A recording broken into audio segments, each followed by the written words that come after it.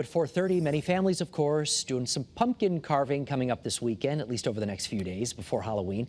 But you have to be mindful. The slip of a knife could leave you with a very serious injury, and it can happen quickly. Joining us right now to explain what to avoid and how to do this properly is Dr. Hudson Seidel. He's an orthopedic surgeon with the Connecticut Orthopedic Institute at Midstate Medical Center. Doctor, thanks for being here today. I see you got a pumpkin with you.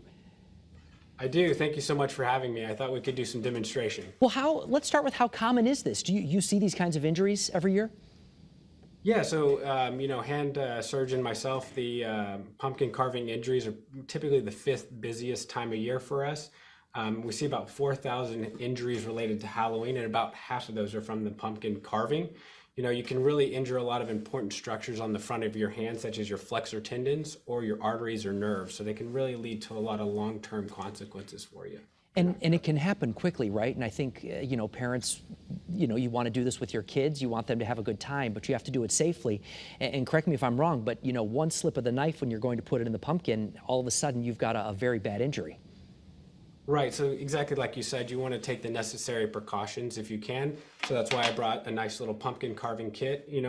We talk about it, it's usually easiest to go grab the sharpest knife in the kitchen, but you really don't want to do that because that really can cause a lot of significant injury. They're much sharper and they can really lacerate those tendons if we're not careful. So what I recommend is grabbing the pumpkin carving kit, always stabilizing with your non-dominant hand, and then cutting it away from yourself. So like this, as opposed to up towards yourself where you're more likely, if you slip, to end up cutting yourself or injuring yourself. And then like you mentioned, I see a lot of these happen in young kids too. So if they are gonna participate in the cutting, you wanna make sure they're closely supervised at all times. Yeah, it's a very good point. Obviously, we want to be careful with children, but adults, this can just as easily and quickly happen with them as well. Exactly, and if something does happen, the first thing you want to do is try and control that bleeding. And bleeding that's not controlled in about 10 to 15 minutes really is a high risk of having cut that artery like I talked about earlier. So you definitely want to go to the emergency department if that's the case. I was just going to ask you. Afterwards, you also want to clean it out. Yeah, I was just going to ask you, so if you can't control the bleeding, because I think that's important, within a few minutes, you really should go see a doctor? Absolutely, go to the emergency department in that scenario for sure.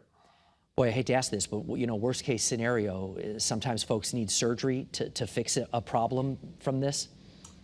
Yeah, certainly. So if you have an injury of that tendon or of the nerve, those are certainly things that are going to be needing surgery down the road. And things to look out, let's say you have a laceration down the road of when to come see us, would certainly be if you have any numbness or tingling in the finger or difficulty bending it down or even making a fist. I tell people, if you're having trouble making a fist, that's really a clear sign that you need to come see us for sure.